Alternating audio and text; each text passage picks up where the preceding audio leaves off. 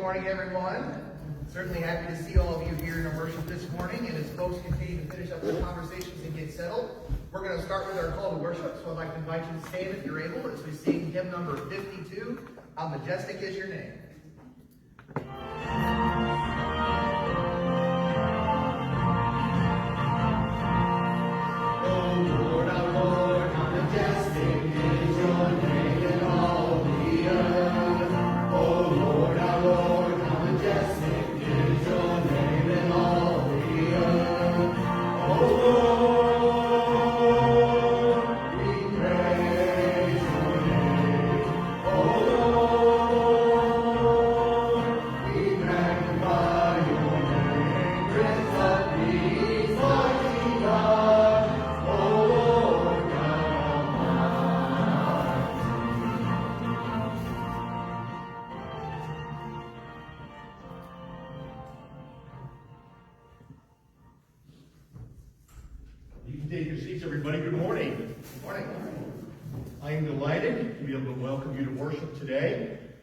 When I walked in the sanctuary at 10:35, I walked in with Ron and Mary, and Rick had already said, I guess we'll have to declare this low attendance Sunday because Ron and Mary and I were the only ones in the sanctuary at the time.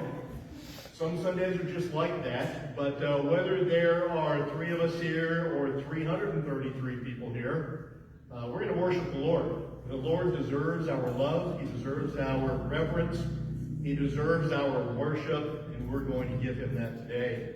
And so if you're a first-time guest with us, I want to give you an extra special word of welcome. We don't ever do anything to embarrass anyone, so all we ask is if you're a first-time guest, there are visitor cards or guest registration cards in the pew rack in front of you. If you'll fill that out so we can have a record of your attendance, we'd appreciate that. I promise you I will not show up at your house or apartment on Tuesday night at 7 o'clock when you just finish a hard day of work and you are, in your pajamas or your gym shorts and you're just trying to get dinner together. We're not going to do that. But we would like an opportunity to be a blessing to you. And so if you'd fill it out, we'd appreciate that. Well, let's go ahead and go to the Lord in prayer, and let's commit ourselves and this service to him. Join me as I pray. Lord God, Heavenly Father, we come to you because you are worthy of worship. And we want to give you that. We want to express our reverence for you, Lord God. We want to express our love for you and our devotion. We want to make you happy. We want to please you. We want to give you that which you deserve. But we also ask, Lord, that you would move among us by the person of your Holy Spirit, that you would captivate us, that you would grab our attention, that you would stir within us in the deepest places of our souls so that we'll have a real experience with you today. And I pray, Lord God, that whatever it is that you see fit to do within us, I pray that it will draw us into your presence, that it will bring you glory. And Lord God, we just want that. But we ask that you'd also minister to us. We come today, many people have had difficult weeks and bad circumstances and bouts with bad health. People have suffered. People are struggling. I think of our brother Bill Grivey at home after having had such an invasive surgery on his shoulder. I just pray, Lord God, that you would minister to those in our congregation, to those that are watching with us on the live stream, those who are here today. I pray, Lord God, that you would bring relief from our suffering. I pray that you would bring physical healing to our bodies. I pray that you would give us health and strength and vitality. I pray, Lord God, that we would, as your word says, of those who wait in the Lord, will renew their strength. They shall mount up with wings like eagles. They shall they shall run and not faint. They shall walk and not tire. Lord God, I just pray that you give us everything spiritually that we need today, that we might go away from here a little while from now, knowing that we've truly been in your presence and worshiped you. So we pray for your help. We pray for your ministry. But most of all, we pray that our worship will honor you. And so we commit the service to you. And we pray all these things in Jesus' name. Amen. Brian, come lead us as we sing. I'd like to invite you to stand as we begin our service this morning with hymn number 252, Down at the Cross.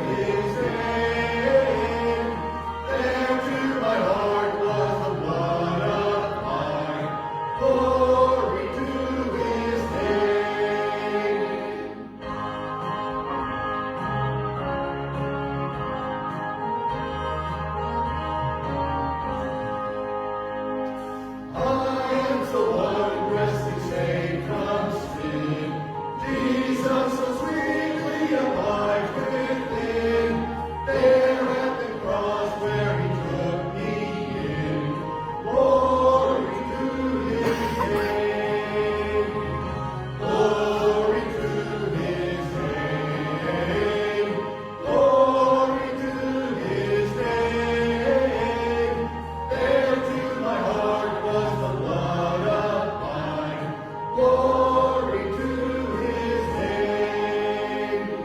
Oh, precious fountain that saves from sin. I am so glad I have entered in. There Jesus saves me and keeps me clean. Glory to his name. Glory to his name. Glory to his name. Into my heart was the blood applied. Glory to his name. Come to this mountain so rich and sweet. Cast thy poor soul at the Savior's feet. Plunge in today and be made complete. Glory to his name. Glory to his name.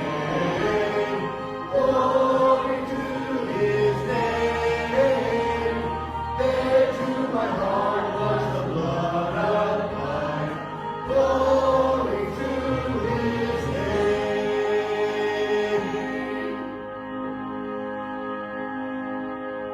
Amen. Amen. Now let's turn over to hymn number 3 as we continue worshiping with Worthy of Worship.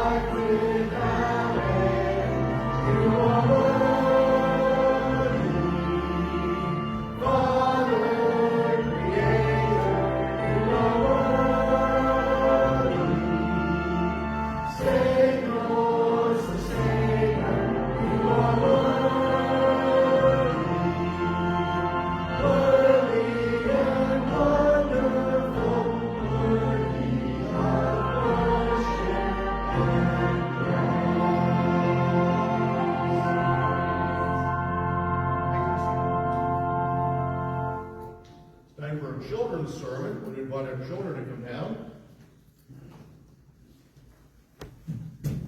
down.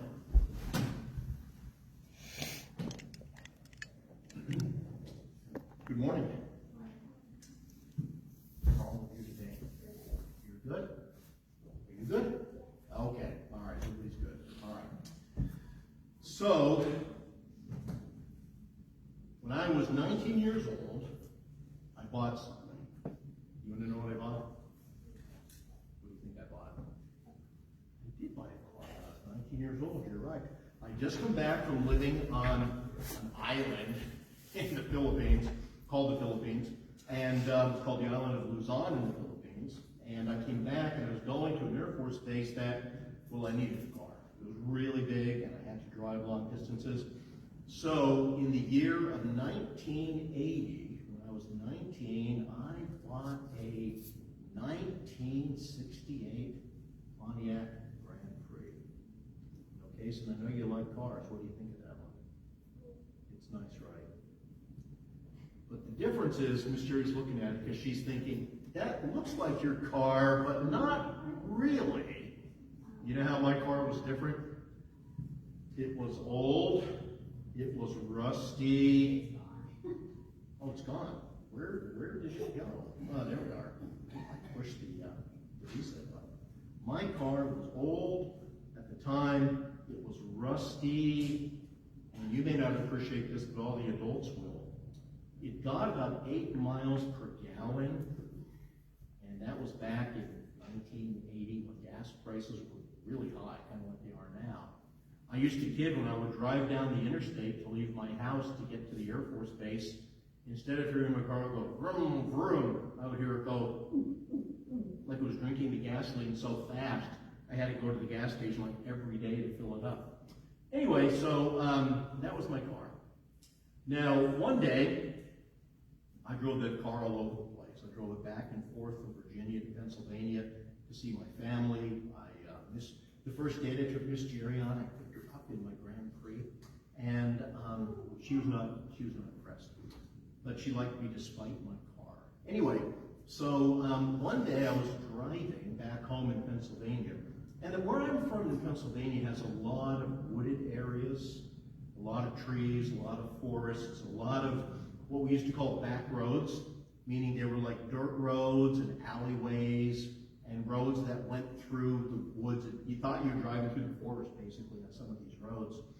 And one time I was driving at night, and I thought to myself, I can't see anything. I wonder if it's that the trees are so tall that there's no light from the moon. I wonder if it's that maybe it's just particularly dark tonight.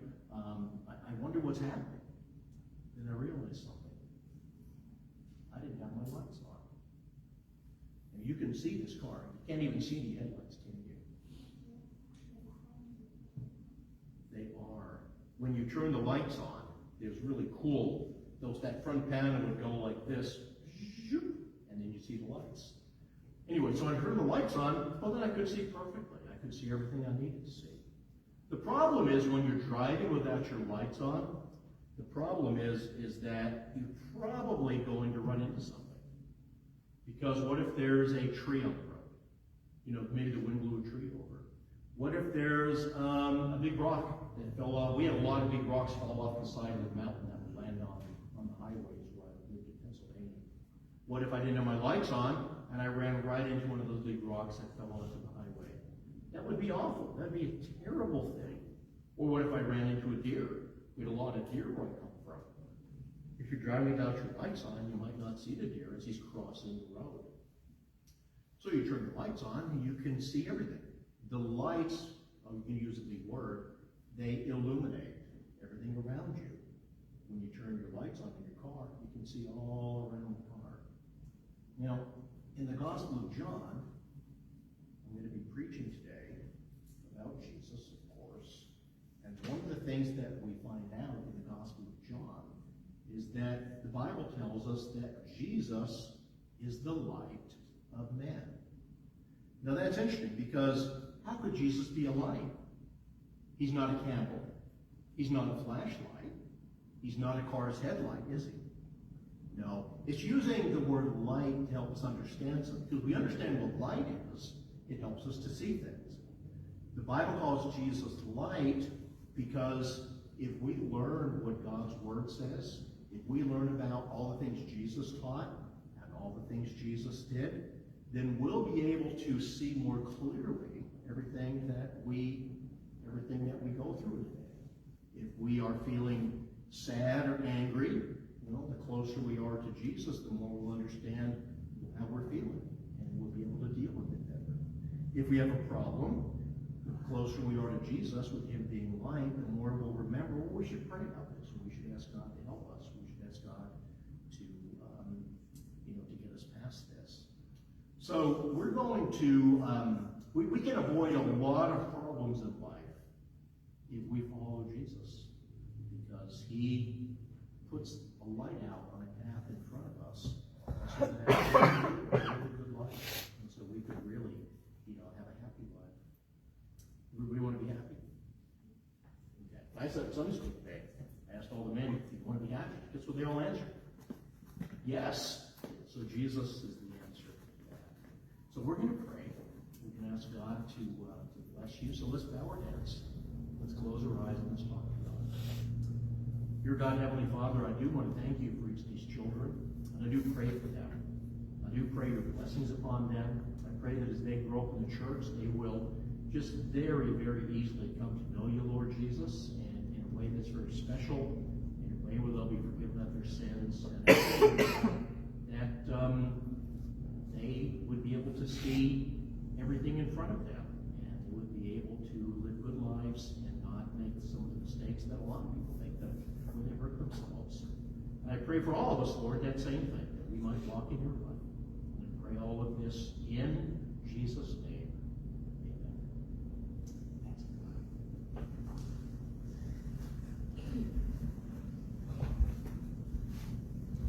I'd like to invite you to stand again if you're able. We continue with hymn number 315, His Name is Wonderful.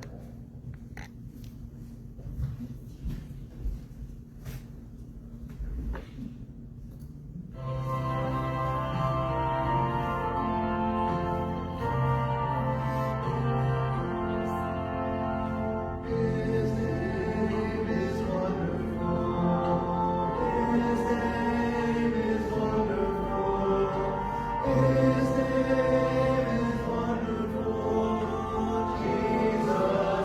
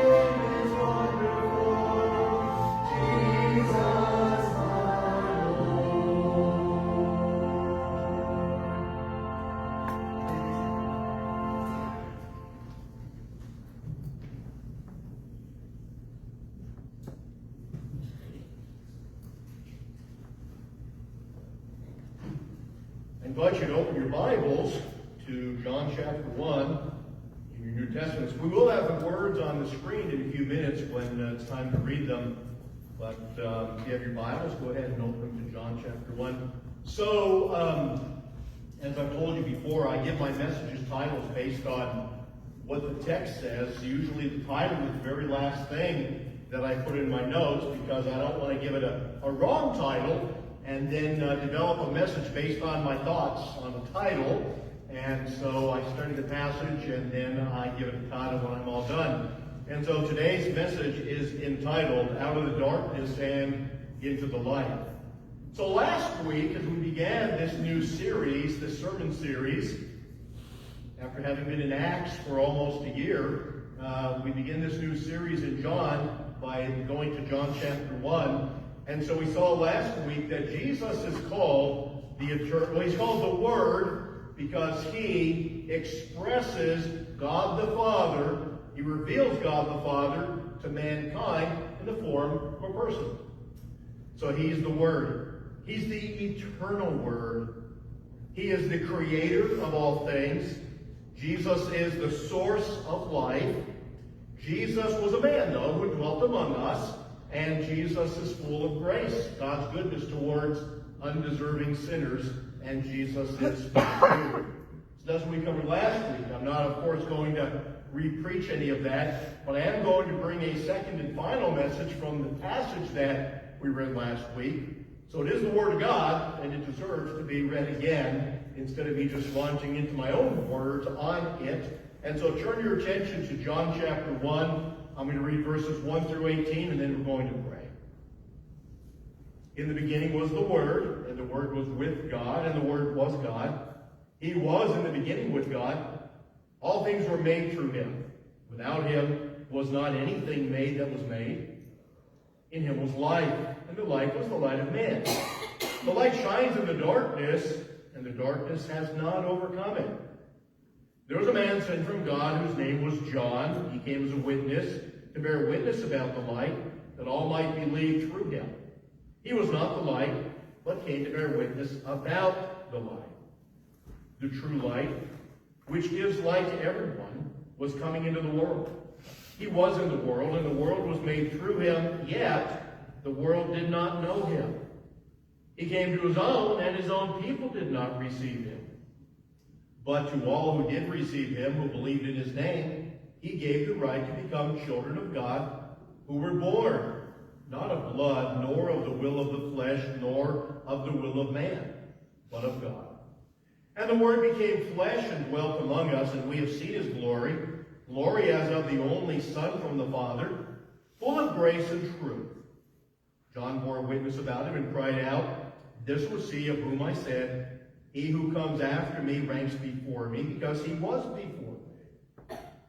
For from his fullness we have all received grace upon grace. For the law was given through Moses, grace and truth came through Jesus Christ. No one has ever seen God. The only God who is at the Father's side, he has made him known. Let us pray. Heavenly Father, we entrust ourselves to you, to your guidance through your presence by the person of your Holy Spirit. We entrust ourselves to you that you might move among us and move within each of us. I pray, Lord God, that as a result of spending time in your word today, that we might see the Lord Jesus Christ so much more clearer, that we might be impacted in our souls by what we study in your word today. I pray that you would change us. Maybe some of us need to be changed by just a micromillimeter, and perhaps others need to be changed by miles, or anywhere in between. But Lord God, we entrust that to you. We know we live under your grace, we live under your goodness, we live under your kindness, and so we just trust that you're going to do things for your own glory. This is worship. We want you to be glorified, but also for our good. And so I pray all of this, that your perfect will might be done. In Jesus' name, amen. All right, a couple of my points are short, so I'm going to be moving a little rapidly through some of them. Don't be alarmed. We are going to get through everything that we need to in a timely manner. But let me begin with Jesus is the light. We see that in this passage. How many of you listened to contemporary Christian music in the late 80s and early 90s? Now, some of you were, I don't know ages, some of you weren't born then. Okay? Okay, who? Deb? Anybody else? Okay, a couple of people, all right? Do y'all remember an artist by the name of Carmen? Okay, he sang this song, Jesus is the Light. I have not been able to get that tune out of my head. I actually had to play it for Miss Jerry last night while eating dinner. I'm like, I just can't shake this tune. Jesus is the light. Jesus is the... I'm not going to sing it for you. But anyway, Jesus is the light. That's what the Bible says. The Bible says in 1 John, I'm going to transition over for reference, 1 John 1:5 says, God is light. Jesus, of course, we know is God the Son. God is light. In him is no darkness at all. That means that Jesus, as God the Son, he is perfectly holy. We saw last week he was born without a fallen, sinful, depraved nature. He was perfect in his essence. And so God is holy, completely morally pure. None of us know what that's like, to be completely morally pure. With Jesus, there is no sin, there's no stain, there's not even a sliver or a speck or a vein of darkness, of sin within him. And because God is light, everything he says illuminates the pathway in a real genuine way, in a real helpful way. You can trust, if you know God's word and you apply it to your life, you can trust that your pathway is being sufficiently illuminated for you. For example, God's word is truth. Now, in our day and age, people have a problem when I talk about the truth. I have to define it. Truth is not relative, meaning it's not conditional based upon your circumstances. You hear people say, I've got my truth, or this is my truth, and she's got her truth, and he's got his truth. That's hogwash. Truth is not relative. Truth is not flexible.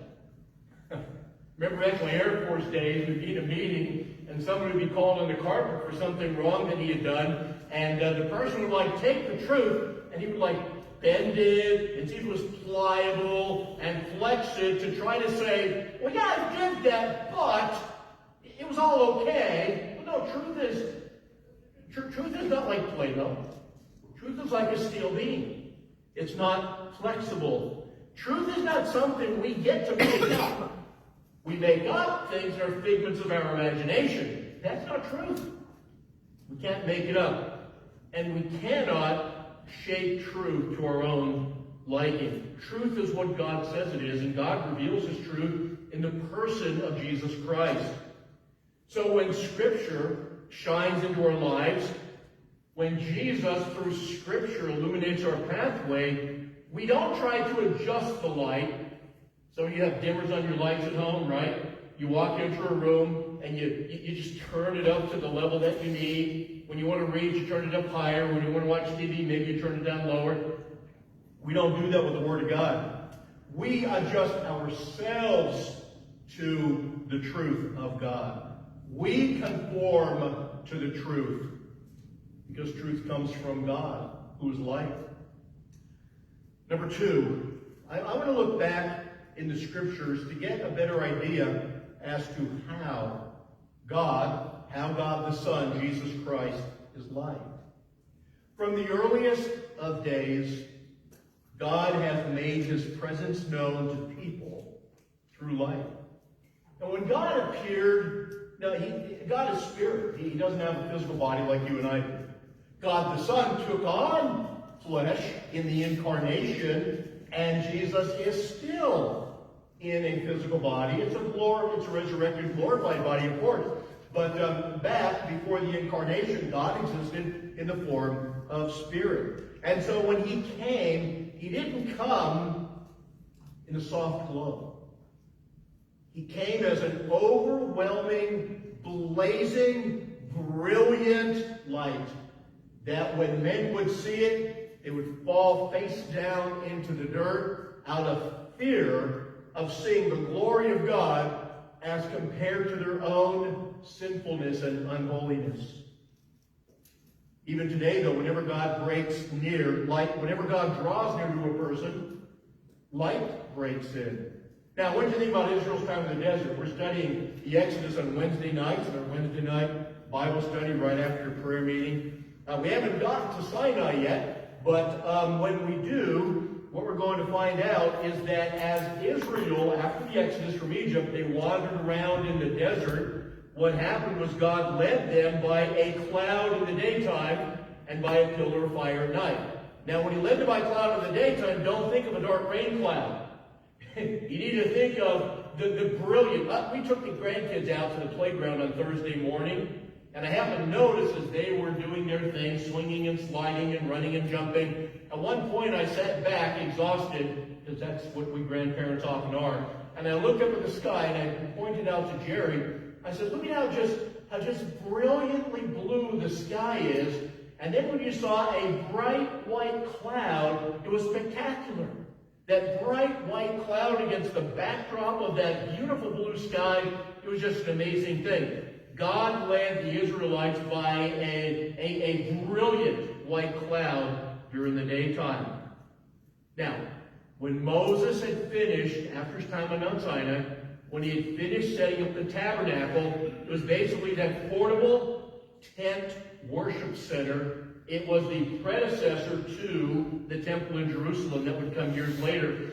When he finished setting up the tabernacle, with the holy place and the Holy of Holies and the Ark of the Covenant, here's what the Bible says in Exodus 40, verses 34 and 35.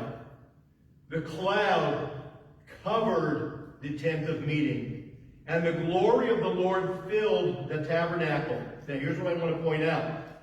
And Moses was not able to enter the tent because the cloud settled on it, and the glory of the Lord filled the tabernacle.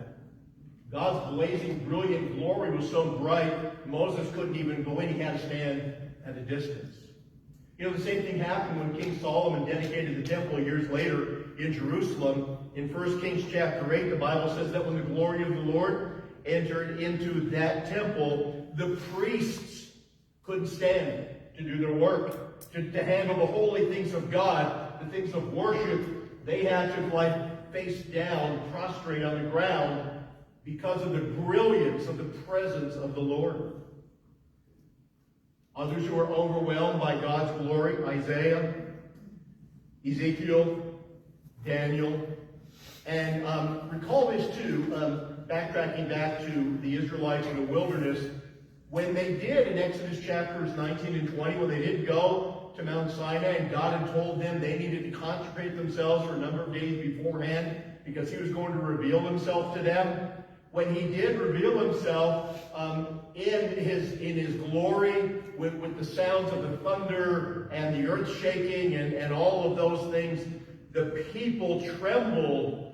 They heard the voice of God and they backed off and they begged Moses to represent them up on Mount Sinai with God because they were afraid of the glory of God. Now, when John calls Jesus the light of men, he's saying that everything the Old Testament reveals about God's light, his glory, his holiness, his saving presence, it was now embodied in a man. All that glory in a person like you and like me. Jesus had all the brilliance, splendor, the majesty, and the glory of God contained in his soul, in his human body. Now, what does Jesus do as the light of man? Well, when you shine a light, I saw a spider last night in my house. I'm not supposed to get spiders in my house because I do have the exterminator come and do an outside treatment 4 times a year. And he's supposed to erect a barrier against all critters that fall into the insect category. And so I saw a spider. I was leaving my basement office and starting to walk up the stairs, and that little guy just looked up at me and he laughed at me. It's like he had penetrated. I'm kidding. He didn't really laugh at me, but I'm just saying that make sure people are listening. But he looked up at me and he laughed, and I made a determination that spider wasn't going to be allowed to coexist in that home with me. And what he did, though, because he's a spider, he ran away after he saw me as a threat, and he got into a little corner between the stairs and the wall. I had to get a flashlight and shine the light down so I could find it. You see, that's what light does. Light, it exposes things that are hidden. The light of Jesus exposes people's dark souls. When Jesus walked on the earth with all the glory of God contained in his human form, he revealed people's sin. He revealed the hypocrisy of the religious leaders. He revealed the lies, the falsehoods that the religious system was teaching. He let people know that while they thought they had perfect 20/20 spiritual vision, they in fact were spiritually blind. As the light of men, Jesus illuminated the spiritual truth in every situation. Whatever situation a person was in with Jesus, no matter what they said, no matter what front they had put up, no matter how much they were pretending, to be holy or to be knowledgeable, Jesus could see right through it, and he always cut right to the chase and got to the heart of the matter. Even when people tried to change the conversation, Jesus zeroed in on their sin. Jesus didn't come, though, to condemn. I'll say more about that in a little while. He came to expose sin so people would be cognizant of it so they could eventually be forgiven. More on that in a few minutes. You and I live in a dark world. In the children's sermon, I talked about how, driving down the road at night in a car without your headlights on, you're in all kinds of danger. I experienced that one time when I was walking. I was at Boy Scout camp when I was about 14 years old, and I was in this group called the Order of the Arrow, and we had a powwow every fall and every spring. It was a big camping expedition, and we had this big bonfire with all kinds of Boy Scout stuff that we did. And eventually I had to make my way back to the section of the Boy Scout camp that my tent was in. And I had been to that camp many times since I had been 8 years old, so I'd been there a lot over the years. And I actually knew every path that would take me from all the main places on that complex, the campground. I knew all the paths. So I did not have my flashlight with me. And when the bonfire was over, I was by myself, because we were all scattered throughout the camp. I was by myself making my way back to my own tent, and I took a path I was very familiar with. But you know what I wasn't familiar with? Where all the low-hanging branches were. In the daytime, I could see them. And so I would just duck beneath, or I'd push them back with my hand. Well, when I was walking through the forest at night, I walked smack dab into a big branch that was hanging down. It hit me right in the middle of the face. And from that day forward, I said, I am never going out at night in the dark in this campground without my flashlight. Even though I think I know my way around, I can't see at night. I can't see rocks I might trip over. I can't see logs I might fall over. I can't see snakes that might be crossing my path. I can't see the low-hanging branches. We need the light. We live in a world of sin. There are many tripping hazards. There are many low-hanging branches. There are many logs that we can fall on, and snakes that might bite us, insects that might sting us. We need the Lord Jesus Christ to illuminate our pathway so we can know what all the sinful dangers are that we might navigate around them. He's the light. Psalm 119, 105 says, your word is a lamp to my feet and a light like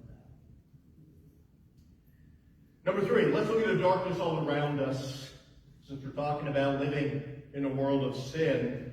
So John tells us in John 1, verse 5, he says, the light shines in the darkness, and the darkness has not overcome it. But it tries.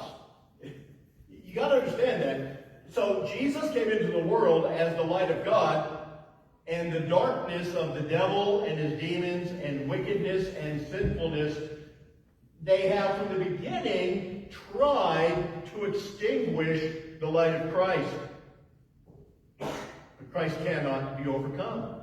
He cannot be defeated. let's talk about humanity. The fallen, sinful human heart naturally hates the light. Now, some people say, well, I don't hate the light. I don't hate Jesus. Well, you may not consciously, but you fall into a category of just by having been born a natural birth. The Bible says that all of us are born because sin is passed down through the Father, through Adam. And so we're all born sinners. And so you either have been redeemed and forgiven through faith in Christ, or you're still in that category of being trapped in your sin. But there's a special class of sinner that actually wants to be combative and take on the truth of the gospel and take on the person of Jesus Christ. And so a lot of people reject the light. They attempt to extinguish the light. Before we can appreciate the brilliance of the light that can't be defeated, I want to just for a few moments talk about the depth of darkness. It's not my favorite subject, but to know the light, we have to know what darkness is, right? Alfred Edersheim, extra points to you if you've ever read anything by Alfred Edersheim. Nobody, huh? All right, I'd recommend it to some of you that you, okay, yeah, no, not going to point anybody or anything out. But anyway, Alfred Edersheim wrote an amazing work called The Life and Times of Jesus the Messiah. And one of the things about Edersheim is that he not only is a Bible scholar, he is also an expert in the cultures of the things that occurred during biblical times, especially the first century Judea, the area of Israel, under the dominion of the Roman Empire. And let me tell you, share some things that Edersheim wrote about the day in which Jesus lived and ministered. The world was spiritually exhausted. Paganism had collapsed into just mere superstition, fatalism, and despair. Now, what I'm going to say to you sounds a lot like our day. Okay, so you'll make the connections. Philosophy had left its lofty ideals and had become skeptical and knew it was powerless to offer people any real answers. The thing about philosophy is you sit around asking questions that you think can't be answered. No offense to you philosophy majors. Judaism, the religion of Israel, was fragmented into competing groups. The Pharisees, the Sadducees, the Essenes, and they all were vying for the people of Israel to follow them, and yet they all were inadequate. They were all impotent. They were all powerless. Israel groaned under Roman domination, taxation, and the ever-present military. Herod, his family, had been appointed governorship and kingship over much of what we would call Israel today. Herod's dynasty was cruel, paranoid, and corrupt. The people longed for a savior. Well, they wanted a political savior. They wanted a military savior. They wanted Superman to come, not a Messiah who would die for their sins. And across the Roman Empire, there was widespread immorality. There was slavery. There was exploitation. They had a culture of violence, even violence in their entertainment with the gladiators and people having to fight lions and things like that. If you fight a lion, guess what? You're not going to win. It's already, the outcome is fixed. But the people loved it. The people loved it. The world was broken. The world that Jesus came into was completely and utterly broken. But it's not just that the world was broken. The Bible says that people were broken. Now, in Ephesians chapter 2, Paul is writing to people who have put their faith in Jesus Christ and established a church in the city of Ephesus in Asia Minor. So these people are all walking with the Lord, but he reminds them of what their lives used to be like in order to make a point about what sin really is. Listen to his words. He says, "You were dead in trespasses and sins, in which you once walked. You followed the course of this world. You followed the devil."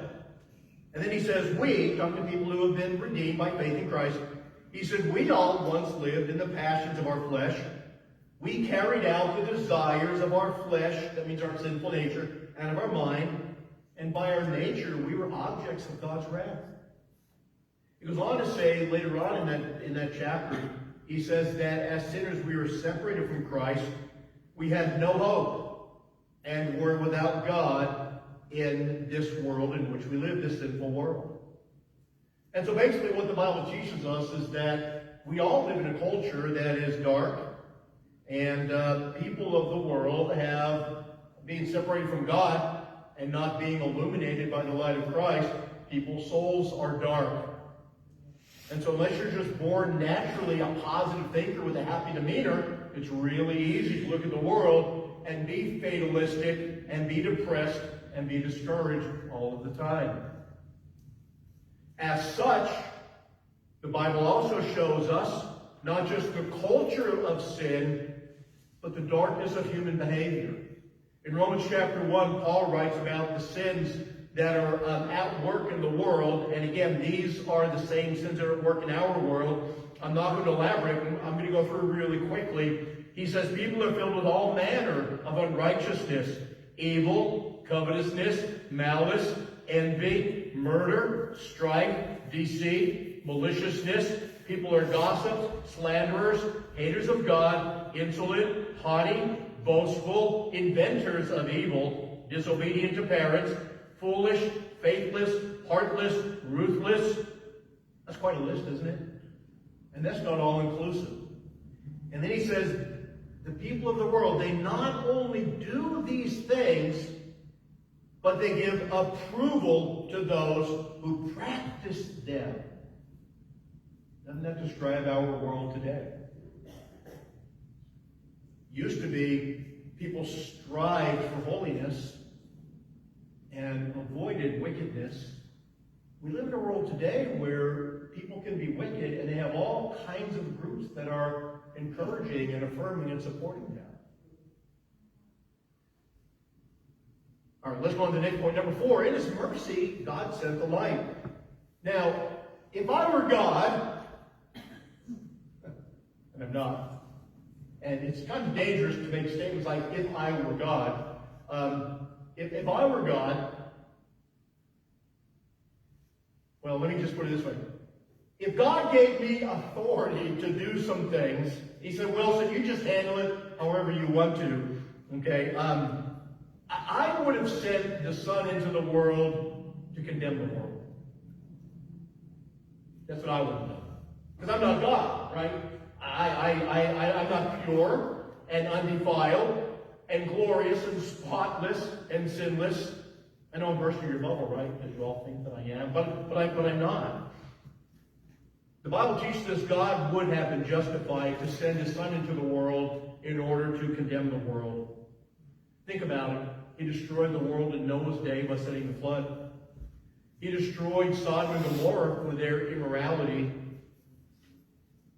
But John 3:17 says that God did not send His Son into the world to condemn the world, but in order that the world might be saved through Him. So when God sent His Son into the world, instead of destruction, the light of God burst upon the scene in the form of a man. Isaiah's prophecy was fulfilled. The people who walked in darkness have what? Seen a great light. Those who dwell in a land of deep darkness, on them the light has shone. Folks, this is the mercy of God. Grace is getting what you don't deserve. Mercy is not getting what you do deserve. And in God's mercy, He sent the Son not to destroy the world, to offer salvation. So I told you some points would be short, right? Moving on, number 5. The light brings salvation. So Jesus doesn't merely illuminate the world to expose darkness. He illuminates the world to wake people up to their sin, their need of salvation, and the fact that He truly came to suffer and die for sins and offer salvation to those who would turn from their sin and put their faith in Him. In John 12:46, we haven't come to that yet, but He says, these are Jesus' own words, I have come into the world as light, so that whoever believes in me may not remain in the darkness. This is salvation. Now, the way Paul describes salvation, he describes it many ways, but here's one of the ways he describes it. It's one of my favorite passages. It's from Colossians chapter 1, verse 13. Paul describes salvation as God delivering us through faith in Christ. He's delivering us from the domain of darkness, that darkness I read about in Ephesians 2, dead in trespasses and sins, walking in the course of the world, following the prince of the power of the air, the devil. Okay. God delivers us from the domain of darkness, and he transfers us into the kingdom of his beloved Son. Transitioning from darkness to light, from sin to the Savior. That's the essence of salvation. Salvation is not gimme, gimme, gimme. Salvation is not, oh, I found the lamp. Let me rub it and see if the genie comes out to grant me 3 wishes. The gospel of salvation is not what the prosperity gospel preaches. If y'all write me a check for $10,000 as your seed gift of faith, why does it have to be a check for $10,000? Can't you just have faith? Anyway, if you prove your faith by writing this check, God will heal you of your cancer. God will fix all your problems. God will give you perfect health. God will give you riches. God will give you possessions. That's not the gospel. That's not salvation. The gospel is this. Jesus, 1 Peter 2:9, he's calling to everyone, come out of the darkness into Jesus' marvelous light. Number 6, the light demands transformed living. Some people, they get what they call saved, and their dedication to Christ lasts for about 10 minutes, and then they go back to living the way they did before they made a profession of faith in Christ. But salvation, it's not... Being saved from hell is not the end-all, be-all of salvation. Being saved from your sins is the entryway into a relationship with Jesus Christ that has many facets, many layers to it. Salvation, one of the ways that the Bible describes it, salvation is a radical, total transformation of your soul. If a person's soul has not been radically transformed at what he or she believes is salvation, then salvation was not real. 1,000 reasons why somebody might, say the words and pray the prayer and run the baptismal waters. I don't have time to get into the wrong reasons for doing all that, why it might be disingenuous. But salvation is being born again. It is being totally and completely transformed in your soul. So when a person is transformed, Jesus doesn't simply pull that person out of darkness and suggest, hey, then pull the person out and hold him by the scruff of his neck, right? Hey, listen, fella, light is available to you. But if you don't like it, I'll just throw you back into the darkness. That's not salvation. Salvation is not you and I being totally radically transformed and then saying, I think I'd rather go back to my life of darkness. That's not salvation. Jesus calls us, when he pulls us out of the darkness, to live according to the light. Listen to Ephesians 5, 8 through 12. Again, Paul's writing to believers in the church. He says, at one time you were darkness, but now you are light in the Lord. Therefore, walk, and walk means live. Walk as children of light. For the fruit of light is found in all that is good and right and true. He says, discern what is pleasing to the Lord, and then, conversely, take no part in the unfruitful works of darkness, but instead expose them. For it is shameful even to speak of the things that they do in secret. A lot of so-called Christians claim salvation, and yet they're living in the darkness, doing the shameful things that shouldn't even be spoken of in the church amongst the redeemed. So in essence, if you're a born-again Christian, and you need to understand there is no other kind. There is no other kind of Christian. If you're a born-again Christian, Jesus calls you to a whole new way of life. And your life on earth is a process of you and me continually adjusting ourselves to living by Christ's standards. You're saved all at one time. But your practical holiness, it's a process that you have to give yourself to. Number 7, I know I'm moving fast. Number 7, I want to look at the triumph of the light through history. Because we saw that many have tried to extinguish the light. The darkness has tried to chase away the light. That's implausible and impossible. Y'all have heard the stories, right? I've told you myself. When I lived in New Mexico, one time when my parents visited, we drove down to Carlsbad Caverns. And like most caverns, whether it's Luray Caverns in Virginia or the caverns down there in Missouri, down around Sullivan, when you go to a cavern, usually there's some place they'll take you to, and this happened in Carlsbad. You go down into the deepest part of the canyon where no natural light is able to get through, and they have electricity down there, and so they have lights on, and they'll tell you, everybody stand against the back wall. You're in kind of a big circle in this humongous part of the cave, and they say, be ready because we're going to turn the lights out. Don't be alarmed, don't be scared. Hold the hand of the person next to you if you need to. But when we turn the lights out, and it'll only be for about 30 seconds, we want you to appreciate the complete and total darkness. So they turned the lights out, and our boys, John and Dave, were in grade school at the time, and we told them, hold your hand out in front of you and wave it around. You can't even see it. And it was true.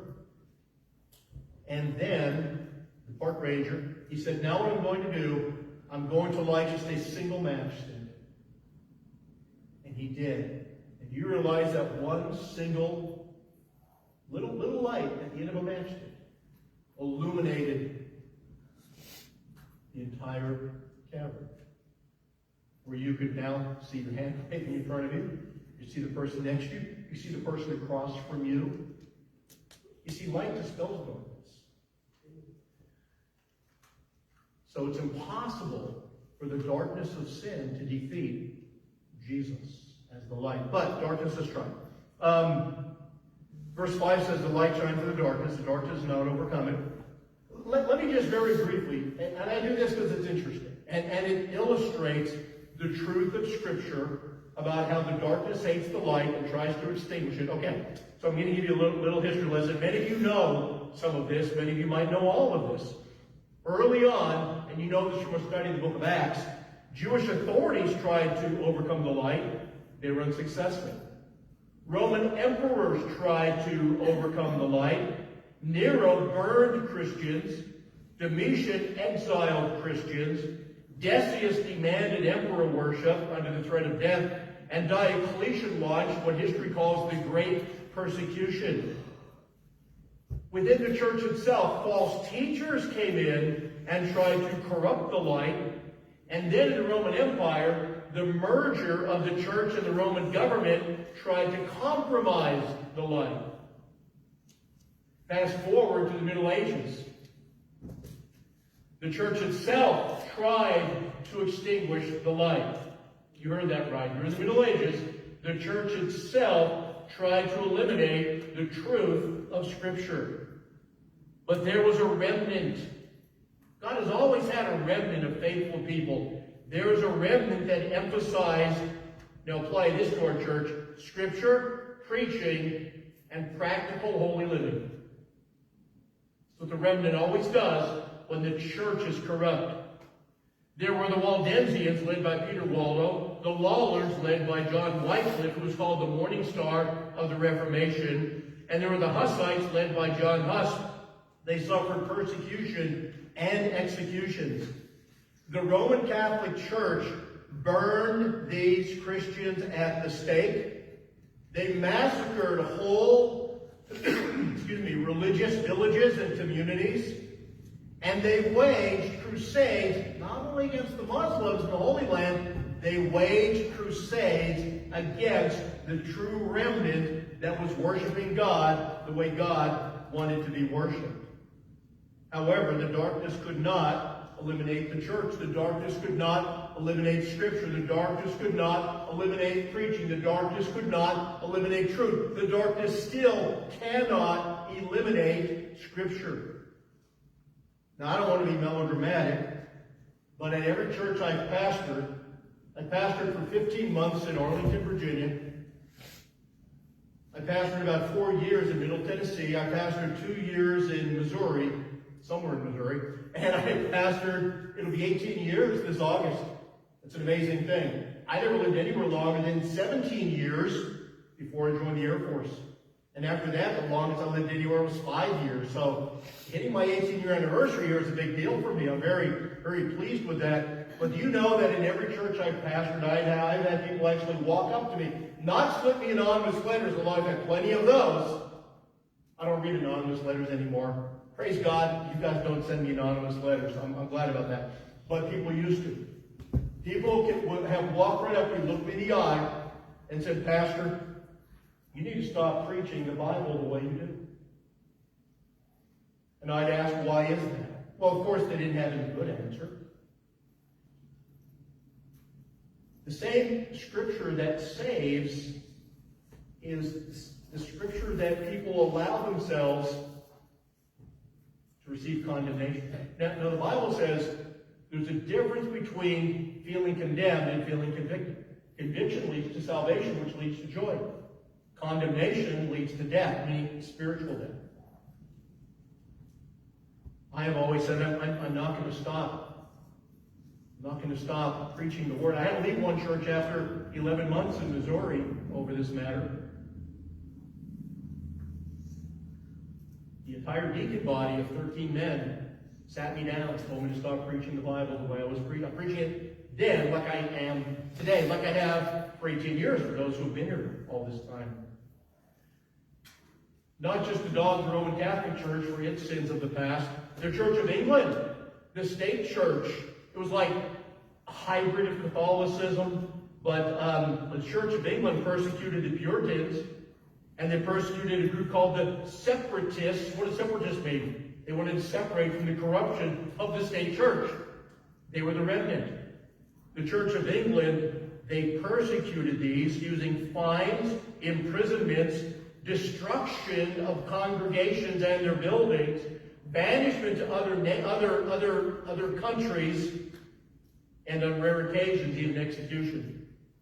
It is from this persecution by the state church in England that the separatist movement birthed Baptist thought.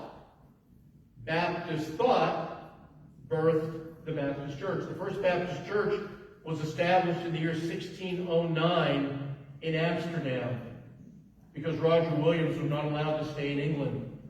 So if you were going to establish a Baptist church based on Baptist thought, he had to do it in a foreign country. So he did it in Amsterdam. In 1611, a Baptist church was started in London. In 1638, the first Baptist church in America was started in Providence, Rhode Island. The 1700s saw explosive Baptist growth in America, but in the South.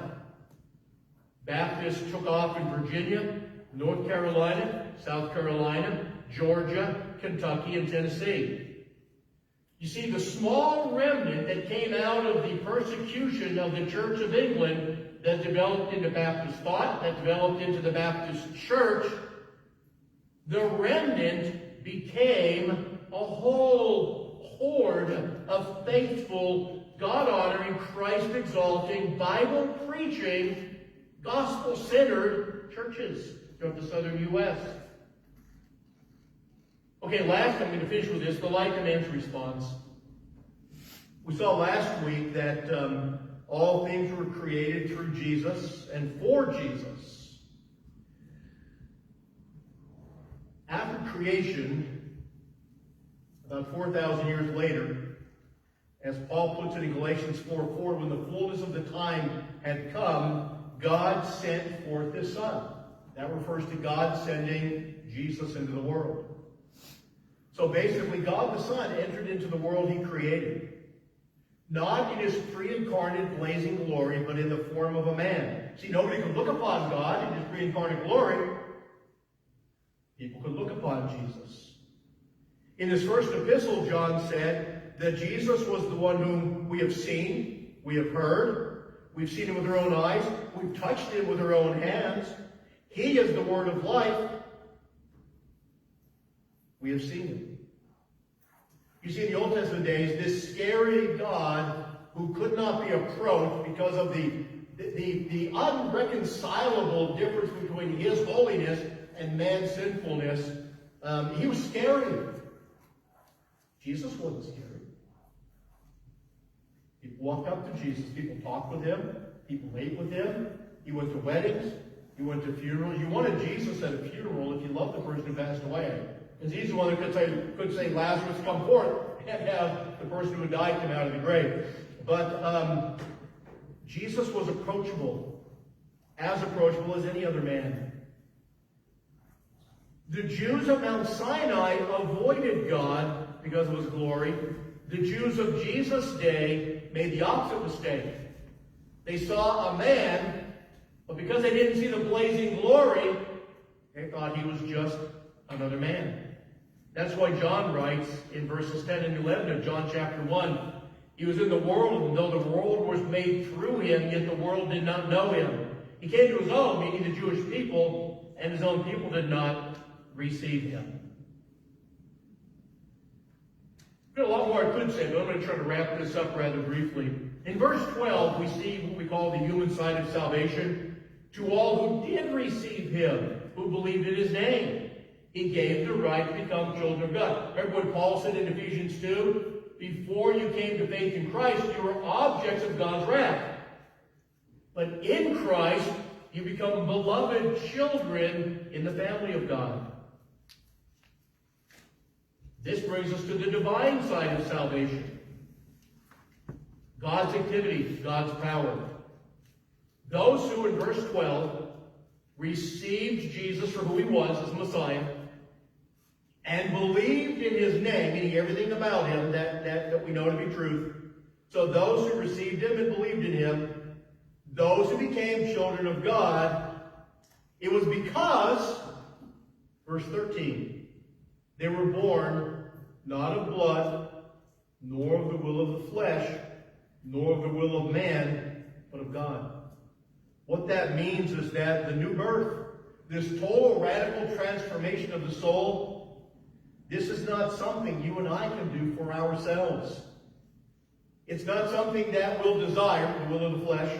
It's not something we choose, the will of man. It doesn't happen at our natural birth, meaning that's where you see the word blood.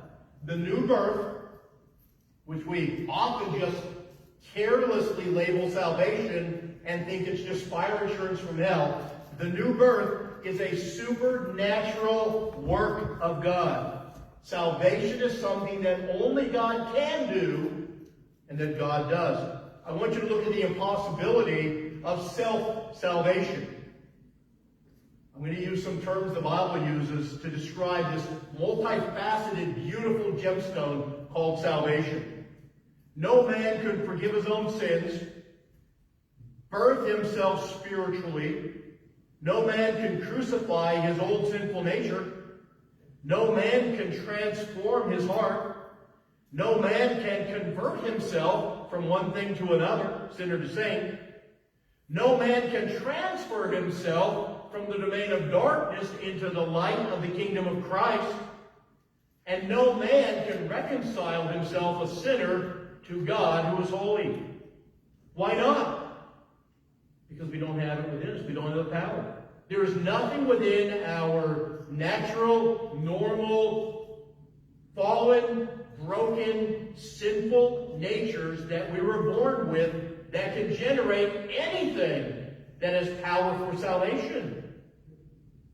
That's why Paul writes in Ephesians 2, verse 8, it is by grace, that means God's goodness, that you have been saved through faith. This is not your own doing. It is a gift of God.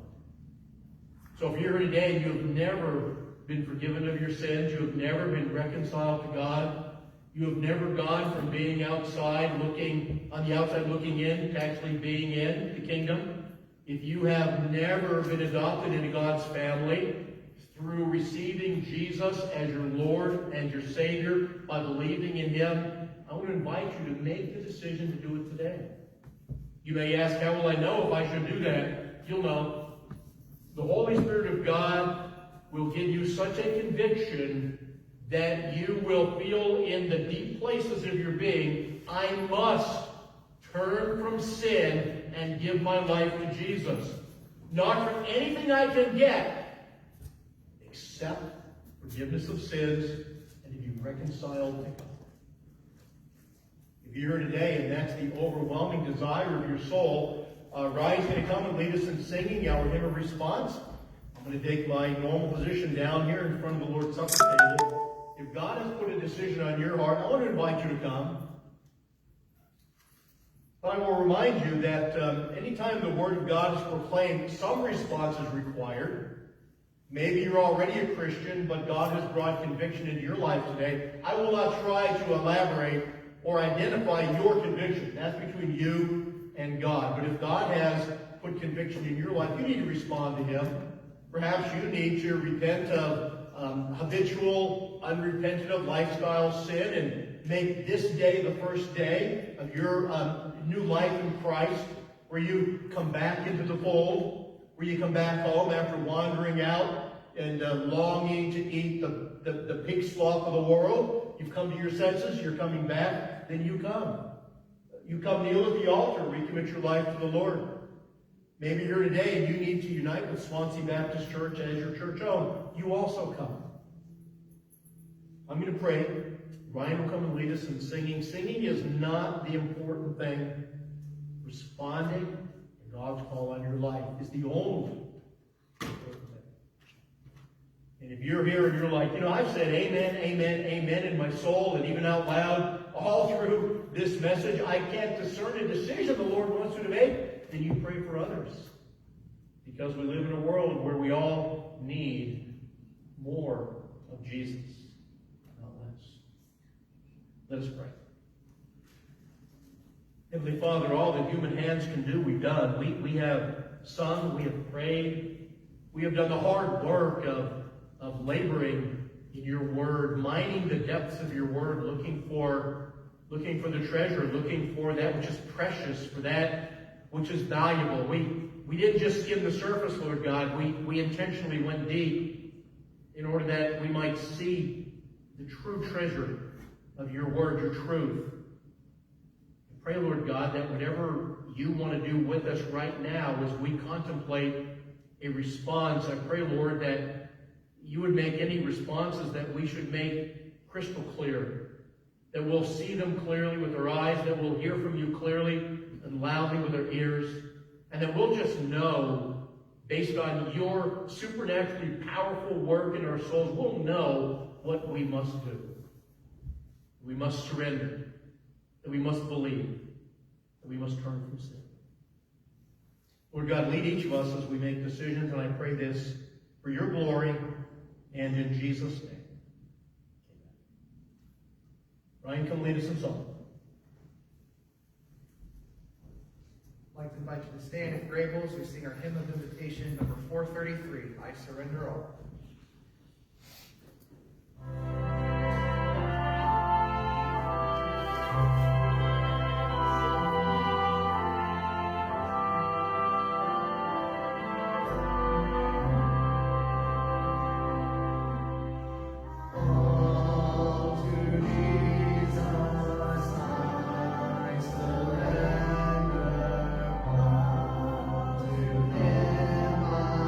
Freely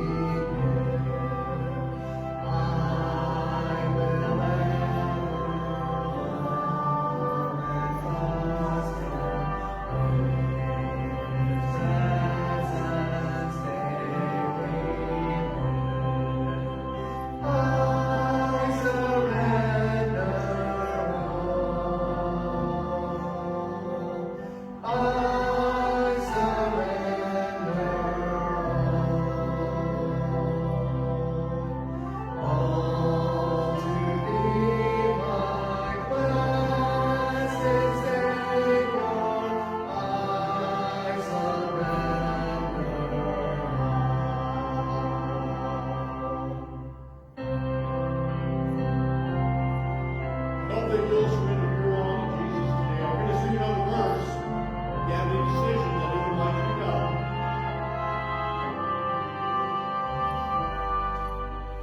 All to Jesus I surrender. Make me Savior, wholly thine. Let me feel thy Holy Spirit. Truly know that thou art mine. I surrender all. I surrender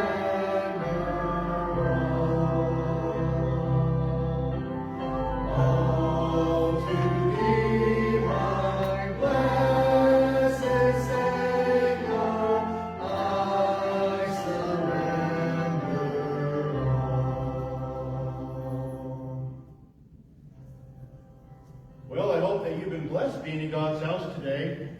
I think I tell you almost every week, I'm blessed that you're here. And I'm just glad the Lord led all of you to worship today. Again, if you are a guest, whether it's the first time or having come back and not having seen you for a long time, I'm just glad that you are here today. I just encourage you as you leave here to walk with the Lord, to love Him and trust Him, commit your path unto Him, and let Him illuminate your path and your life. So God loves you, and I hope to greet you on your way out. I'll be back at the tables near the exit in the back. So God bless you, and our service is now dismissed. Hope you have a great day.